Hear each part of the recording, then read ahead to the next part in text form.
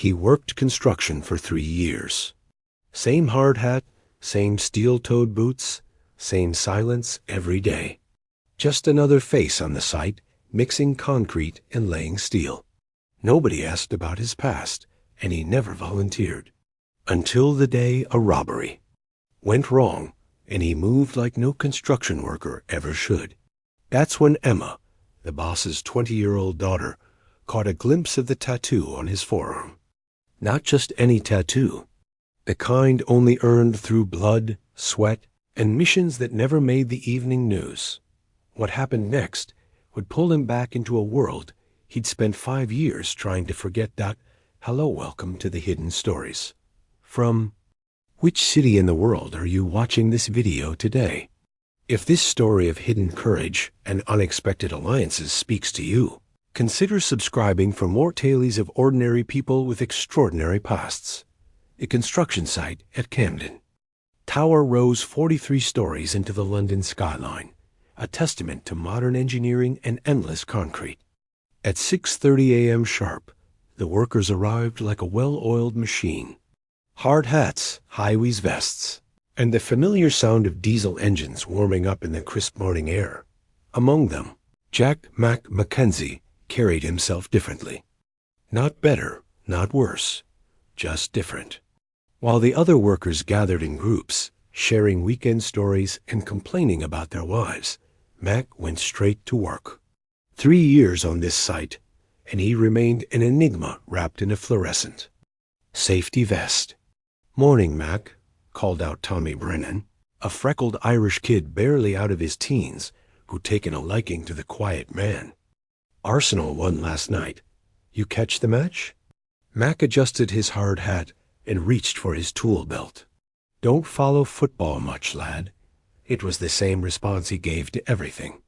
Mac didn't follow football, didn't drink with the crew after work, didn't share stories about his past. He showed up, did his job with a precision that impressed even the foreman, and disappeared when the whistle blew. What Tommy and the others didn't know was that Mac's real name was James Alexander McKenzie, former staff sergeant with the 22nd Special Air Service Regiment. 12 years of active duty across 4 continents, specializing in hostage rescue and counterterrorism operations.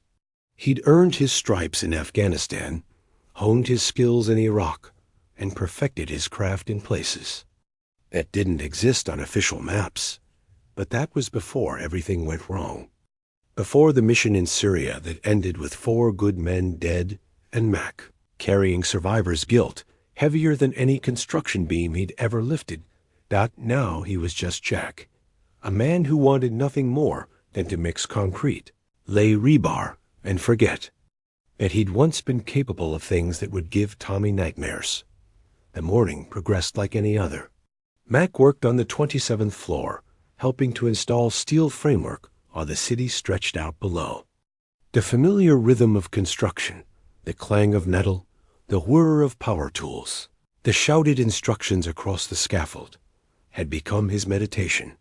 Around 10 a.m., Emma Richardson arrived at the site. At 20 years old, Emma was the daughter of site owner Robert Richardson, a self-made millionaire who'd built his construction empire from a single truck and an unshakable work ethic.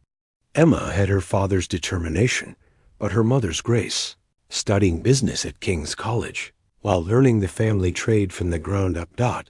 She wasn't one of those spoiled rich kids who showed up for photo ops. Emma genuinely cared about the business, knew most of the workers by name, and wasn't afraid to get her hands dirty. She'd spent the summer working in the office trailer, learning project management and earning the respect of men 3 times her age.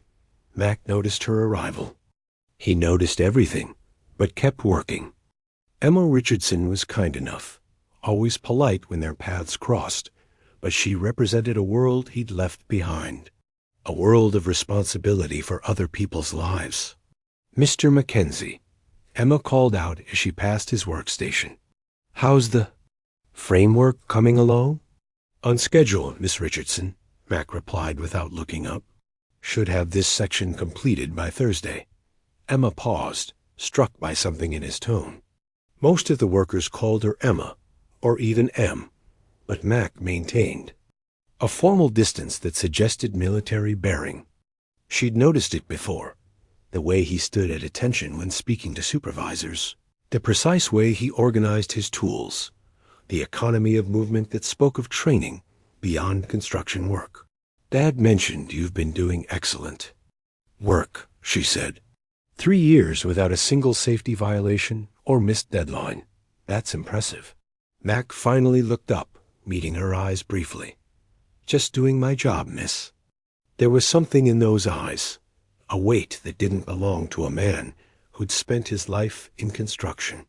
Emma had grown up around builders, knew the type well. This wasn't fatigue from physical labor. This was something deeper. The trouble started at 11:47 a.m. Mac was welding a joint on the 27th floor when he heard Tommy's voice from the ground level, panicked and sharp. Not the usual banter or complaints about the foreman. This was different. "Mac, someone's down here with a knife. He's got Dave cornered by the cement mixer." Mac's body reacted before his mind caught up. 20 years of training don't disappear just because you change careers. He set down his welding torch with practiced calm and moved toward the scaffold edge to assess the situation. Below, he could see a man in dirty clothes holding a knife to Dave Morrison, the site's elderly security guard. The attacker was clearly desperate, probably a drug addict looking for quick cash from the workers' wallets. Dave, pushing 70 and moving slower each year, wasn't equipped to handle this kind of threat. The other workers had backed away, unsure how to help without making things worse. Emma stood frozen near the office trailer, her face pale as she watched the situation unfold. Mac calculated the angles, the distances, the timing. The attacker was focused on Dave, demanding money, and getting increasingly agitated. In about 30 seconds, this was going to escalate beyond words. What happened next would haunt Mac for weeks. He moved, not like a construction worker who'd stumbled into a dangerous situation. He moved like a predator who'd found his prey. Mac slid down the scaffold with fluid precision, his boots hitting the ground with barely a sound. He covered the distance between himself and the attacker in seconds, approaching from the blind spot he'd identified from above. The knife was in the air. Dave was backing away, and Tommy was shouting, when Mac's hand clamped down on the attacker's wrist like a steel trap. "Let's calm this down, mate," Mac said quietly, his voice carrying a tone that made the attacker's blood freeze. The man tried to struggle, tried to pull the knife free, but Mac's grip was immovable. With his other hand, Mac applied pressure to a specific point on the attacker's shoulder, a nerve cluster that sent shooting pain down his arm and caused his fingers to go numb. The knife clattered to the concrete. "Now," Mac continued in the same calm voice, "you're going to walk away, slowly, and you're not going to come back." The attacker, suddenly feeling very small and very outmatched, nodded frantically and stumbled away toward the street. Mac watched him go, ensuring he cleared the site perimeter before turning back to check on Dave. "You all right, old man?" Dave was shaking but unharmed. "Bloody hell, Mac. Where'd you learn to do that?" It was Emma who answered, her voice barely above a whisper. "Military," she said, staring at Mac with new understanding. That wasn't luck or instinct. That was training. Mac met her gaze across the construction site. In that moment, Emma saw past the hard hat and high-waist vest to the man underneath. The way he'd moved, the precision of his actions, the controlled violence that had ended the threat without escalation. This wasn't a construction worker who'd gotten lucky. "Just helped out a mate," Mac said, already turning away. "Back to work, lads." But Emma had caught a glimpse of something else when Mac had rolled up his sleeve during the confrontation. Ink on his forearm, partially hidden by the fabric. Not a casual tattoo, but something with meaning. Something military. Emma couldn't let it go. For the rest of the day, she found herself watching Mac work. The precision, the discipline, the way he carried himself when he thought no one was looking. This man had secrets, and Emma Richardson had inherited her father's curiosity along with his business sense. Asterisk at 5:30 p.m. As the day shift ended and workers began packing up their tools, Emma approached Mac's workstation. He was cleaning his equipment with the same methodical care he applied to everything else. "Mr. McKenzie," she said, "could I have a word?" Mac looked up, already knowing where this conversation was headed. "Miss Richardson, what you did today, ... that wasn't something you learned in construction." "Lot of different jobs out there," Mac replied, not meeting her eyes. "Pick up skills along the way." Emma stepped closer, lowering her voice. "I saw your tattoo. When you grabbed that man's wrist, that's military, isn't it?" Mac's hands stilled on his tools. For a long moment, he didn't respond. Then, slowly, he rolled up his sleeve. The tattoo was small but distinctive, the winged dagger of the SAS, surrounded by the motto, "Who dares wins." Below it, a series of small tally marks and a date, 2019. Emma's breath caught. Special Air Service. You were SAS. Was, Mac emphasized, long time ago. Different life. Why construction? Why here? Mac finished packing his tools before answering. Because hammering nails is simpler than the alternative. Because nobody dies if I make a mistake mixing concrete. The pain in his voice was unmistakable. Emma realized she was looking at a man running from something, not toward a new life, but away from an old one. "Your secret's safe with me," she said quietly. "I won't tell anyone." Mac studied her face, looking for signs of hero worship or excitement. Instead, he saw genuine understanding and something else, respect for his privacy. "Appreciate that, Miss Richardson." "Emma," she corrected. "And ... if you ever need anything. If this gets complicated, I've got your back." Mac almost smiled. Young lady with her whole life ahead of her wants to watch out for an old soldier? Think you've got that backwards. "Do I?" Emma asked. "Because from where I'm standing, it looks like you've been watching out for everyone else." They parted ways that evening with an understanding between them. Mac would continue being Jack the construction worker, and Emma would keep his secret. But something had shifted. The invisible wall Mac had built around himself had developed. A crack, and Emma Richardson had just become the only person in London who knew who he really was. Over the following weeks, a quiet friendship developed between them. Emma would stop by Mac's workstation during her site visits, always with legitimate business but staying longer than necessary. She'd ask about construction techniques, project timelines, safety protocols, the kind of questions that let them talk without attracting attention from other workers. But gradually, their conversations shifted to other topics. Mac learned that Emma was passionate about sustainable construction methods, that she spoke 3 languages fluently, and that she'd rather spend Friday night reading than clubbing with university friends. Emma discovered that Mac had a dry sense of humor, an encyclopedic knowledge of classical music, and a tendency to unconsciously check exit routes in any room he entered. "You're not what I expected," Emma said one afternoon as they reviewed blueprints. In the site office, "What did you expect?" "I don't know. Someone more ... intense? Dramatic? The SAS has quite a reputation." Mac glanced around to ensure they were alone. "The best soldiers are the ones who don't look like soldiers." The moment you start believing your own reputation is the moment you get sloppy. "Is that why you left?" Mac's expression darkened. "I left because good men died on my watch. Because I made a call that put politics ahead of people, and it cost lives." Emma wanted to ask more, but something in Mac's voice warned her away from that territory. Some wounds were too fresh, even years later. "Well, she said instead. Their loss is our gain. You're the best worker we've ever had. Just doing my job.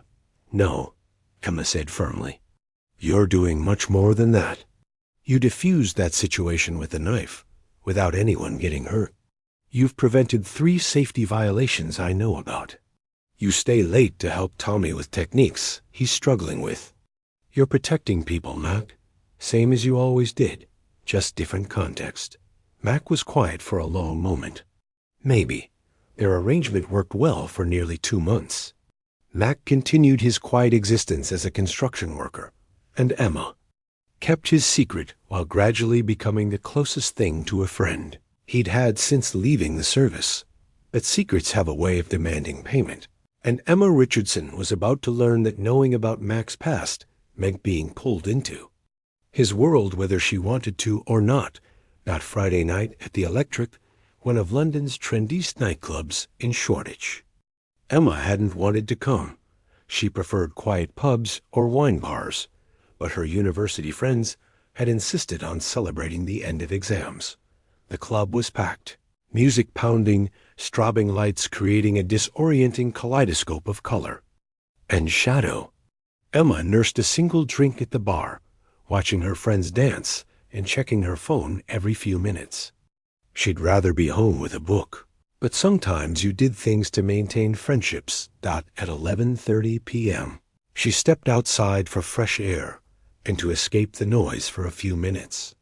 The alley behind the club was dimly lit, populated by smokers and couples seeking privacy. Emma leaned against the brick wall, breathing in the cool night air and thinking about the sustainable construction proposal she was preparing for her father. That's when she noticed the van-black Mercedes Sprinter with tinted windows, engine running, parked at the mouth of the alley. Nothing inherently suspicious. Delivery vehicles used alleys all the time, but something about it felt wrong.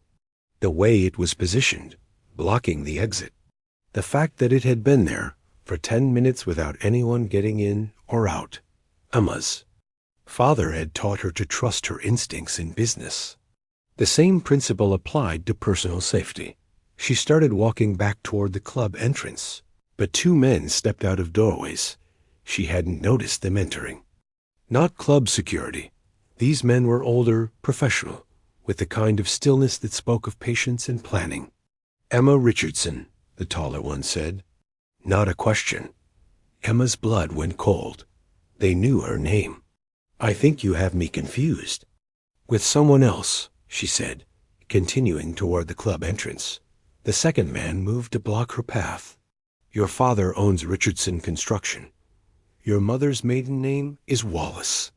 You drive a blue BMW and live in flat 4B at Ashworth Gardens. They'd been watching her, studying her routine. What do you want? Emma asked, her voice steadier than she felt. Cooperation, the tall man replied. We're going to take a little ride. You can walk to the van quietly, or we can carry you. Your choice. Emma looked around desperately. The alley had emptied. The smokers had gone back inside. The couples had found somewhere more private. She was alone with 2 men who clearly meant business. If this is about ransom, she started. It's about leverage, the man cut her off. Your father has something we need. You're going to help us get it. Emma realized with growing horror that this wasn't random. This was targeted, planned, professional. These weren't opportunistic criminals. They were operatives. And they wanted her father. She thought about Mac, about his warnings regarding exit routes and situational awareness. He'd never said it directly, but his habits had rubbed off on her. Always know where the exits are. Always have a plan. The club entrance was blocked. The street was 20 meters away through the van, but there was a fire escape ladder on the building next to the club, partially hidden in shadow. Emma took a step backward, as if in fear, positioning herself closer to the ladder. Look, if you want money, the tall man started toward her. No more talking. Asterisk. That's when Emma ran not toward the street or the club, but toward the fire escape. She grabbed the bottom rung and started climbing, adrenaline giving her strength. She didn't know she had. She made it 4 rungs before the second man grabbed her ankle. Emma kicked, connecting with something solid, and heard a grunt of pain. But the grip on her ankle tightened, and she felt herself being pulled down. "Enough games," the tall man said, and Emma saw the needle in his hand. A sedative hit her bloodstream within seconds. The last thing she remembered was being carried toward the van, the city lights blurring into streamers of color as consciousness faded. Mac was rebuilding a carburetor for his motorcycle when the pounding started on his apartment door. Urgent, desperate, the kind of knocking that meant trouble. He opened the door to find Robert Richardson, still in his business suit despite the late hour, his face haggard with worry and exhaustion. "Mac," Richardson said without preamble. "They took Emma." Mac's blood turned to ice. "Who took her?" "I don't know. They called an hour ago." Professional, calm, like this was just business. "They want me to use my connections to smooth over some planning permission for a development in East London. Some shell company with ties to double quotes." Richardson's voice broke. "They said if I don't comply, Emma disappears forever." Mac stepped aside, letting Richardson into his Spartan apartment. What kind of development? Luxury apartments on paper. But the location, the way they want the permits rushed through, "I think it's money laundering. Or worse, police? They said they'd know. If I contacted authorities. They have people everywhere. Police, government, business.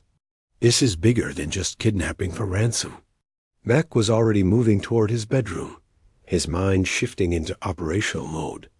"How do you know about me?" Richardson almost smiled despite the circumstances. "You think I don't do background checks on workers who handle expensive equipment?" James Alexander McKenzie, Staff Sergeant, 22nd SAS Regiment. 12 years active duty, multiple commendations, specialized in hostage rescue and counterterrorism. Mac emerged from the bedroom carrying a duffel bag. "That man died 5 years ago." "Maybe. But my daughter is alive right now, and she needs the man you used to be." Mac set the bag on his kitchen table and unzipped it. Inside were items that had no place in a construction worker's life: tactical gear, communication equipment, and weapons that were definitely not legal for civilian ownership in the UK.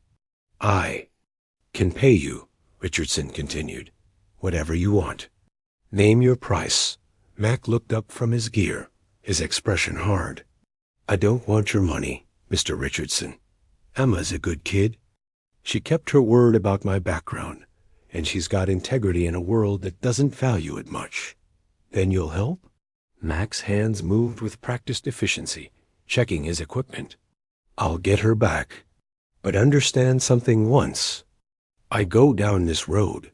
I can't do it halfway. These people took someone under my protection. That was a mistake." Richardson saw something in Mac's eyes that made him step back. This wasn't the quiet construction worker he knew. This was someone else entirely, someone dangerous. "What do you need from me?" "Everything you know about the call. Times, voices, background noise. Any detail about the development they want you to approve. And then you stay out of my way." As Richardson provided what information he had, Mac transformed. Gone was the careful posture of a man trying to blend in. His movements became precise, economical, predatory.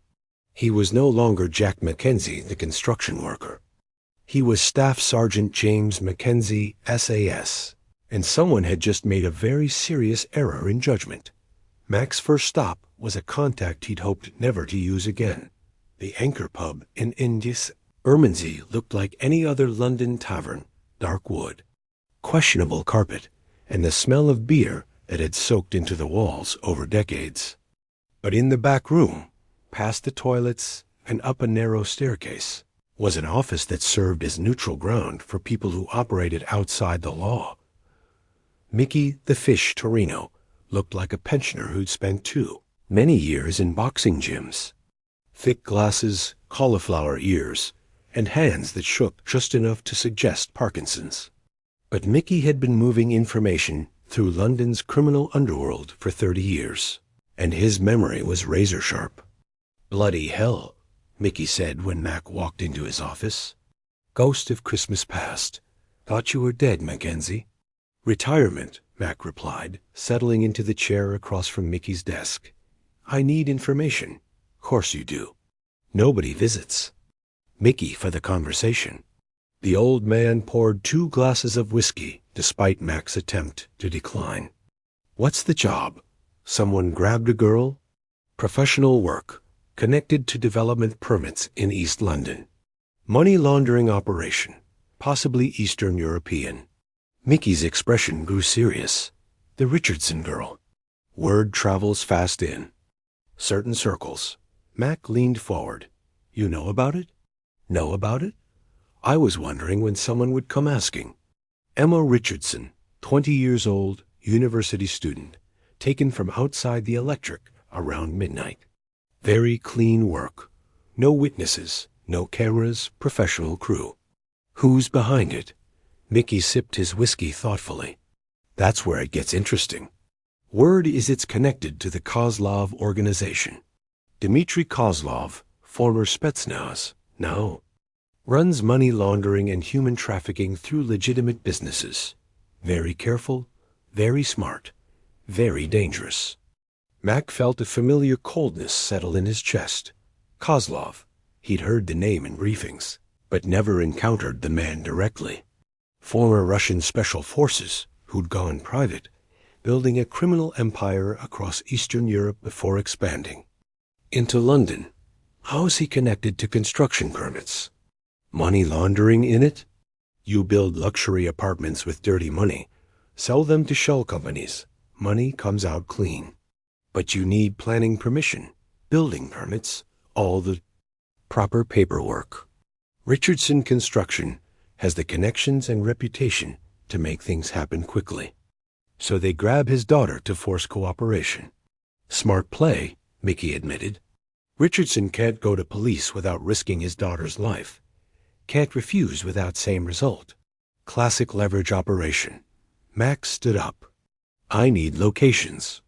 Safe houses, offices, anywhere Kozlov's people might take her." Mickey's expression grew concerned. "Mac, these aren't street criminals or even professional thieves. Kozlov's organization has military training, serious firepower, and connections to people who can make problems disappear permanently. This isn't a one-man job. It is now." Mickey studied Mac's face for a long moment, seeing something that reminded him why this particular soldier had earned his reputation. "There's a warehouse in Wapping. Industrial district, lots of abandoned buildings. Kozlov's people have been seen there." But Mac ... "What? If you're going after Kozlov's operation, you're not just rescuing one girl. You're declaring war on a very dangerous organization. They won't just let this go." Mac was already heading for the door. Then they shouldn't have started it. The warehouse district in Wapping at 3 a.m. was a maze of shadows and industrial silence. Mac moved through the abandoned streets like a ghost, using abandoned cars and loading docks for cover as he approached the location Mickey had identified. The building was a converted Victorian warehouse, 5 stories of brick and broken windows that had been partially renovated. Security cameras at the corners, but old models that could be avoided with proper positioning. 2 guards outside smoking cigarettes, young, bored, not expecting trouble. Mac spent 40 minutes circling the building, identifying entry points, escape routes, and patrol patterns. The guards rotated every hour, always staying together instead of splitting up. Sloppy discipline, but it suggested they weren't expecting professional opposition. Through a ground floor window, Mac counted at least 8 more men inside. 2. Many for a straight assault, even for someone with his training. This would require finesse, using a glass cutter and steady hands. Mac created a small opening in a basement window and slipped inside. The building's lower level was being used for storage. Crates stacked floor to ceiling, most marked with shipping labels from various Eastern European companies. Mac photographed several labels with his phone before moving deeper into the building. Voices echoed from the floors above. Russian and English mixed together, professional but relaxed. They felt secure here. Asterisk on the second floor. Mac found what he was looking for. Emma was in a small room that had been hastily converted into a cell. No windows, reinforced door, but she was alive and appeared unharmed. She sat on a metal cot, still wearing the dress she'd worn to the club, but her shoes were missing, probably to prevent her from running effectively. Mac watched through a crack in the door as two guards checked on her. Professional kidnappers who knew their business. Emma was valuable cargo to be delivered intact. One guard said something in Russian that Mac didn't catch, but the other replied in English. Boss wants her moved tomorrow night. After her father signs the permits, Mac had his timeline. Whatever he was going to do, it had to happen before tomorrow night. He spent another hour mapping the building's layout and guard positions before slipping back out the way he'd entered. As he walked back toward his motorcycle, Mac was already formulating a plan. Not the kind of clean surgical operation he would have planned with a full SAS team, but something that would work for a one-man assault against superior numbers. It would be dangerous. It would be loud. And it would announce to Kozlov's organization that someone was coming for them. Mac was fine with that. Mac's apartment looked like a military staging area. Building schematics downloaded from municipal databases covered his kitchen table. Photographs of guard positions and patrol schedules were pinned to his wall. Communication intercepts he'd recorded during his reconnaissance played on repeat as he analyzed accents and command structures. But the most important element was his equipment. The duffel bag Richardson had seen was just the beginning. Hidden in false panels throughout Mac's apartment was gear he'd accumulated during his SAS years, some officially issued, some acquired through channels that didn't appear in any manual. Body armor that could stop rifle rounds. Communication. Equipment that could intercept and jam cellular signals. Weapons ranging from suppressed pistols to flashbang grenades. And most importantly, night vision goggles that would give him a significant advantage in the warehouse's dark interior. Mac's phone rang at 4 p.m. Richardson. "Any word?" the father asked, his voice raw with exhaustion and worry. "I know where she is. I'll have her out tonight." Asterisk, what do you need from me? Stay by your phone. When I call, you'll have maybe 10 minutes to get to the extraction point. Before police arrive. Don't bring anyone else. Don't tell anyone where you're going. Police? I thought you said, this is going to be loud, Mr. Richardson. Professional kidnappers don't just give up when you ask nicely. By the time I'm done, Kozlov's people will be calling every contact they have to find out who hit them. Richardson was quiet for a moment. Will Emma be safe? That's the plan. But understand, after tonight, your family will need protection. These people don't forget, and they don't forgive. I'll handle that. Just bring my daughter home. Mac spent the rest of the afternoon in preparation. Physical conditioning to ensure his reflexes were sharp. Equipment checks to verify every piece of gear functioned properly. Mental rehearsal of the assault plan, visualizing every movement and contingency. At 10 p.m. He received a text message from an unknown number. Permit signed tomorrow or girl disappears.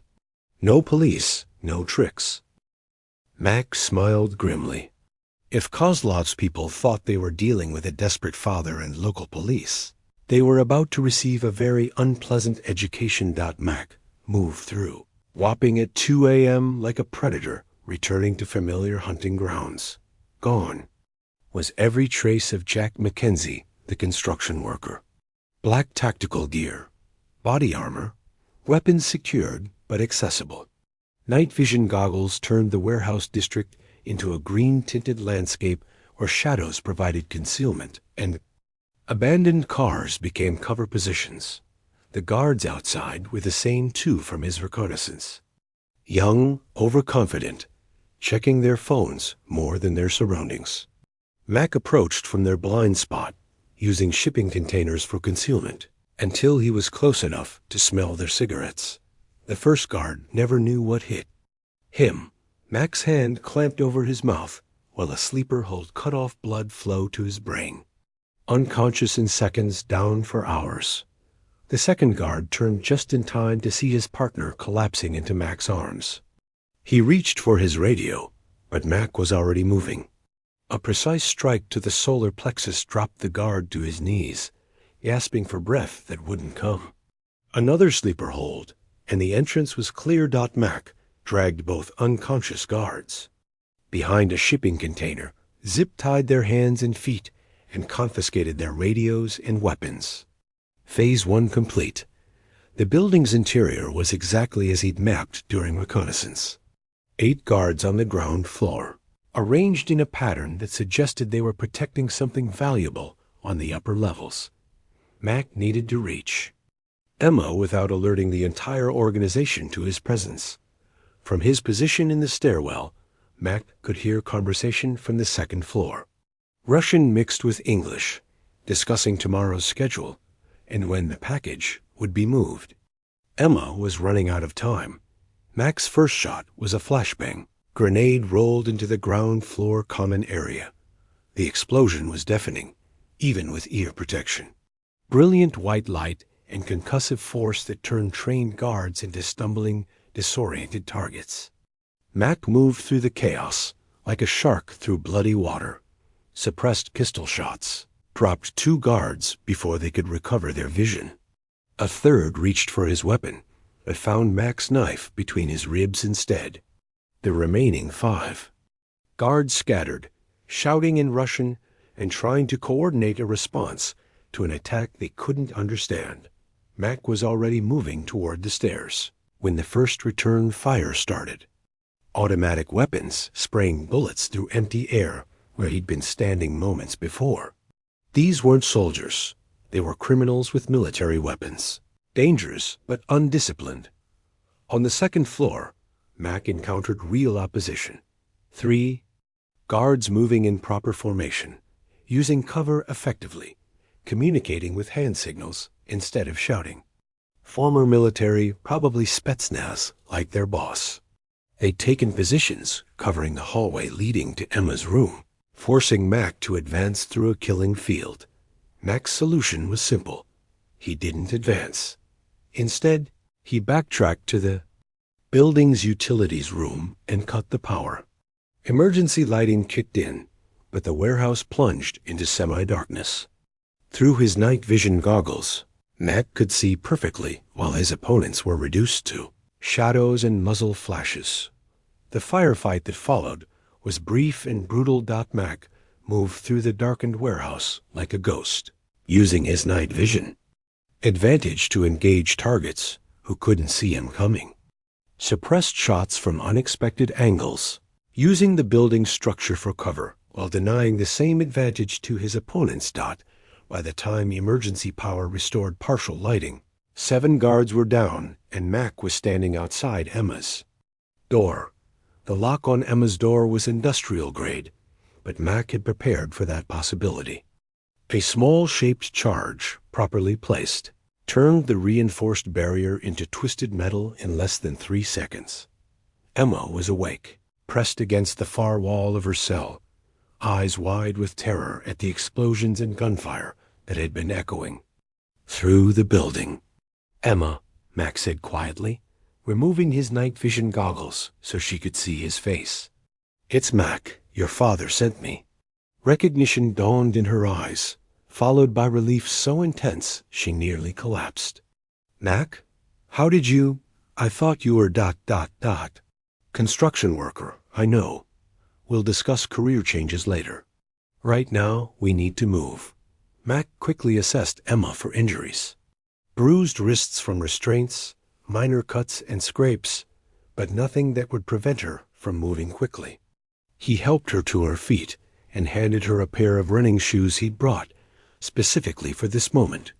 Can you run? Yes, Mac, there are more of them. The leader, Kozlov, he's not here, but I know.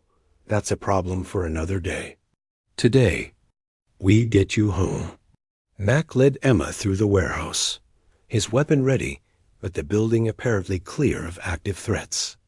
The guards he'd encountered were either unconscious or dead, and any survivors had probably fled when the shooting started. Outside, Mac's motorcycle waited in the shadows between shipping containers. He'd chosen it specifically for this extraction. Fast, maneuverable, and capable of navigating traffic patterns that would slow down pursuit vehicles. Put this on, Mac handed Emma a helmet and leather jacket. Hold tight and don't let go, no matter what happens. As they rode through London's empty streets toward the extraction point, Mac's mind was already shifting to the next phase. Emma was safe, but this was far from over. Kozlov's organization had been embarrassed, their operation disrupted, their men defeated by a single opponent. They would want revenge. Robert Richardson was waiting in the parking garage of a 24-hour shopping center in South London, pacing beside his car with the nervous energy of a man who'd aged 5 years in 2 days. When Mac's motorcycle emerged from the shadows with Emma riding behind him, Richardson nearly collapsed with relief. Emma jumped off the bike and ran to her father, both of them crying as they embraced. Mac watched from a distance, feeling something he hadn't experienced in years, the satisfaction of a mission completed successfully, a life saved, a family reunited. Thank you, Richardson said when he could speak again. I don't know how. To repay, no payment necessary, Mac interrupted. Emma's safe. That's what matters. What happens now? Emma asked. Will they come after us again? Mac's expression grew serious. Probably. Kozlov's organization doesn't forget, and tonight was a significant blow to their reputation. You'll need professional security, at least until things cool down. Richardson nodded. I've already made arrangements. Private security firm, very discreet. Emma will be protected. Good. And the permits they wanted? I'll find another way to handle it. Legal ways. I won't be extorted into helping criminals launder money, no matter the consequences.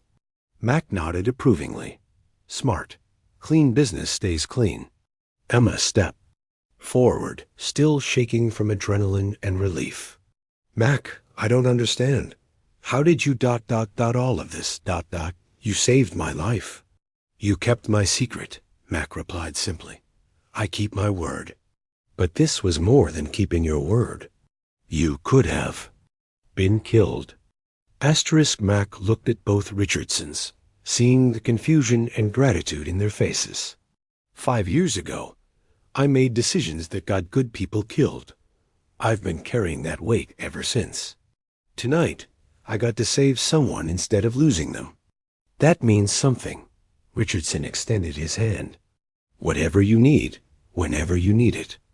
My family owes you everything. Mac shook the offered hand briefly. Just take care of each other. And Emma? Maybe stick to quiet pubs for a while. These club scenes can be dangerous. Despite everything, Emma laughed. I think I'm done with nightlife for a long time. The warehouse fire made the evening news 3 days later. Suspected arson in Wapping Industrial District, the BBC reporter announced. Police believe the fire was set to destroy evidence related to an ongoing investigation into human trafficking operations. Several arrests have been made, though the main suspects remain at large. Mac watched the report from his apartment, satisfied that the authorities had found the evidence he'd left behind. Shipping records, financial documents, Communication equipment, enough to keep Kozlov's organization busy with legal troubles for years. His phone rang. "Emma, I saw the news," she said. "Was that?" "Sometimes evidence needs help finding its way to the right people," Mac replied diplomatically. "Are we safe?" Mac had been monitoring police reports and criminal intelligence for 3 days. Kozlov's London operations had effectively collapsed. Key personnel arrested, safe houses raided, financial accounts frozen. The organization still existed, but its ability to operate in the UK had been severely compromised. "You're safe," he said. "The threat's been neutralized. Will I see you again?" At the construction site, Mac looked around his apartment. The tactical gear was packed away, his weapons secured, but he knew he could never truly go back to being just Jack McKenzie. Tonight had reminded him who he really was underneath the hard hat and high Weiss vest. "I don't think so, Emma. Time for me to move on." "Where will you go?" "Somewhere quiet. Maybe try construction work again. Different city. Mac. Emma's voice carried a weight of understanding beyond her years. "Thank you. For everything. For keeping my secret. For saving my life. For showing me what real courage looks like. Take care of yourself, Emma Richardson.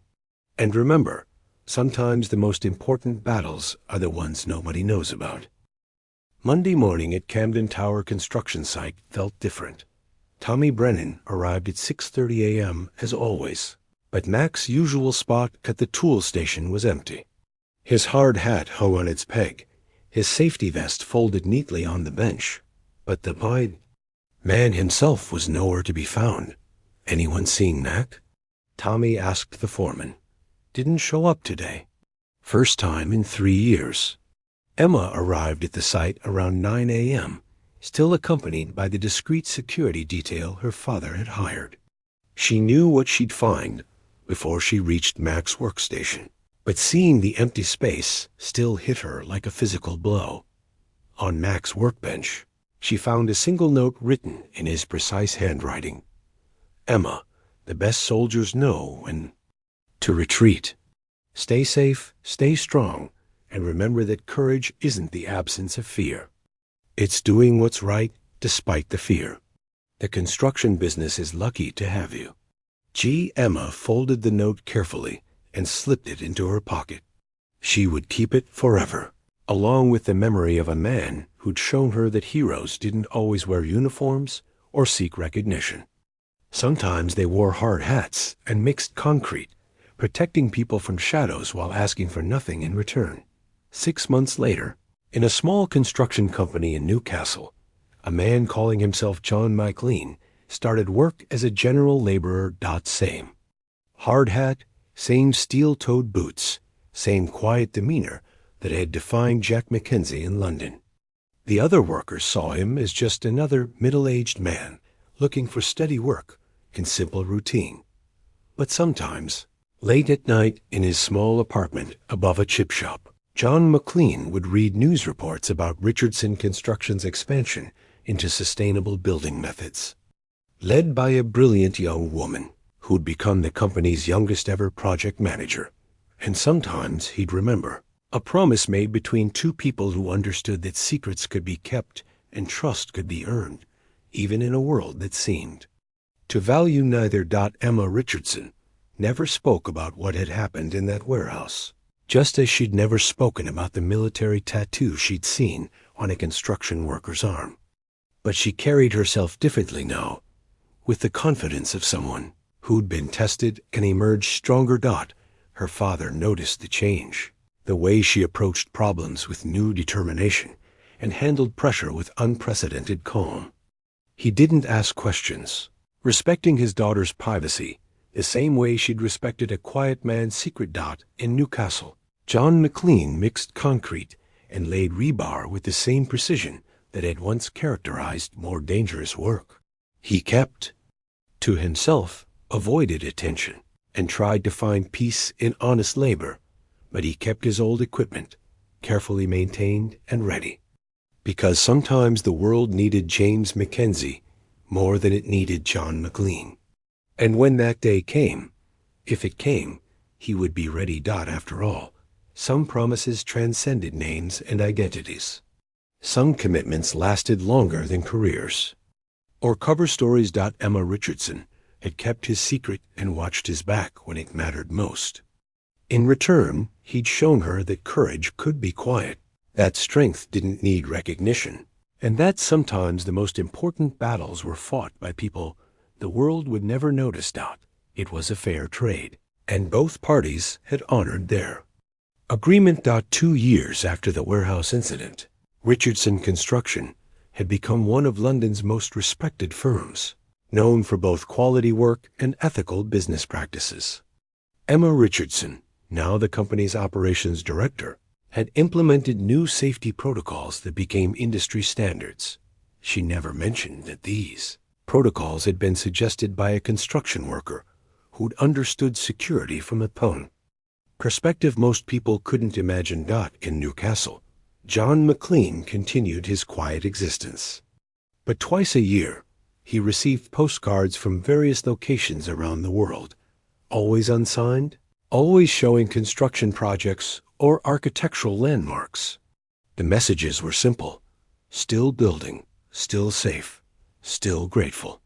He never replied to these postcards, but he kept them in a small box beside his bed. Reminders that some connections transcended circumstances, that some friendships were forged in moments of crisis and tempered by mutual respect.